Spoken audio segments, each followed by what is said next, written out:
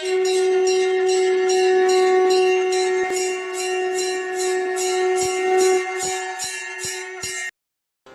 ஸ்ரீ குருப்பியோ நம. ஓம் கம் கணபதையே நம. நம்ம ஸ்ரீநிகேதன் வலைதளம் வாயிலாக முருகப்பெருமானுடைய சஹஸ்ரநாமத்தில் இருந்து தினம் ஒரு நாமாவளியை சிந்திச்சுருக்கோம். இன்றைய தினம் 796வது நாமாவளியாக ஓம் விதேயாத்மனே நமஹ. முருகப்பெருமான இந்த நாமாவளி எந்த செயலை செய்தாலும் அதை மன ஒருமைப்பாடோடும் அந்த அடங்கிய அந்த தெளிவான செயலாலும் வெற்றியை உடையவராக குமார பரமேஸ்வரனை வர்ணிக்கிறது.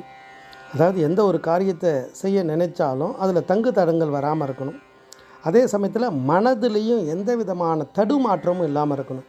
அப்பேற்பட்ட தன்மை உடையவர் குமார பரமேஸ்வரர்.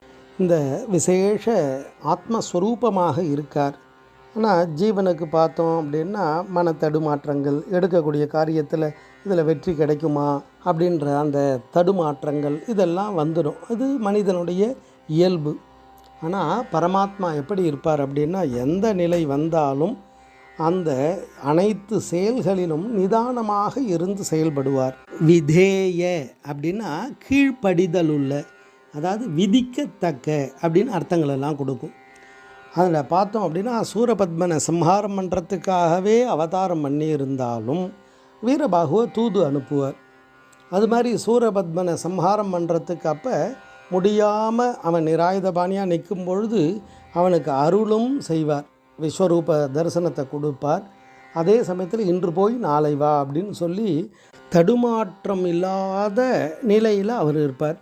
ஆனால் மனிதனுக்கு அப்படி இல்லை. ஒரு சின்ன விஷயம் அப்படின்னா மன தடுமாற்றம், செயலில் தடுமாற்றம் இதெல்லாம் வந்துடும். அதனால்தான் காமம், வெகுளி, மயக்கம் இவற்றின் மூன்றன் நாமம் கெடும் நோயின்றார். இந்த பிறவி நோயே இந்த மூணால் தான் தொடர்ந்து வந்துட்டே இருக்குது அப்படின்வார். காமம், அதிக ஆசைகள், வெகுளின்றது கோபம், மயக்கம் எதுலையாவது அடிக்ட் ஆகிடுறது, அதிலே லயிச்சு அதிலே அடிமையாகிடுறது. இந்த மூணால் தான் திருப்பி இந்த ஆத்மாவுக்கு துன்பம் வருது அப்படின்வார். அப்போ இதெல்லாம் போக்கணும் அப்படின்னா இறைவன் அனுக்கிரகம் இருந்தால் மட்டும்தான் அதிலிருந்தெல்லாம் விடுபட முடியும்.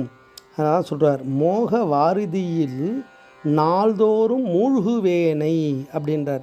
ஒரு ஜீவன் இருக்குது அப்படின்னா அதுக்கு பல்வேறு விதமான மோகங்கள் வந்துட்டே இருக்கும். அதை தான் மோக வாரிதின்றார். சம்சார சாகரம்னு சொல்கிறோம்லே அது மாதிரி மூழ்குவேனை உனது அடியாராகிய மோன ஞானிகளுடனே சேரவும். அதனால தான் கூடும் மெய்த்தொண்டர் குழாத்துடன் கூட்டின்னு ஔவையார் சொல்கிறாலே அது மாதிரி இறைவனுடைய உண்மையான மோன ஞானிகளோடு சேர்க்கணும். அப்பேற்பட்ட அருள் தாராயின்னுவார். அப்போ அந்த தவம் இதெல்லாம் வந்ததுனாலே அந்த மனப்பதட்டம் இதெல்லாம் விலகிடும். ஏன்னா என் செயலாவது யாதொன்றும் இல்லை, தெய்வமே உன் செயல் என்று உணரப்பெற்றேன் அப்படின்னுவார் பட்டினத்தார். அந்த நிலை வந்துடும். எந்த நிலை வந்தாலும் சுவாமியினுடைய அருள் இருக்குது அப்படின்ற அந்த பதட்டம் இல்லாத நிலை வந்துடும். அபிராமி பட்டர் சொல்லும்போது சொல்லுவார், நடுக்கடலுள் சென்றே விழினும் கரை ஏற்றுகை நின் திரு உளமே அப்படின்னு சுவாமிக்கிட்டே ஒப்படைச்சிடுவார். அது மாதிரி இறைவன் இந்த நாமாவளியை அவரை பதட்டம் இல்லாமல் செய்யக்கூடிய செயலில் நிதானத்தோடு இருந்து எல்லாத்தையும் செய்யக்கூடிய பெரும் அந்த விசேஷ ஆத்மாவாக முருகப்பெருமானை வர்ணிக்கிறது.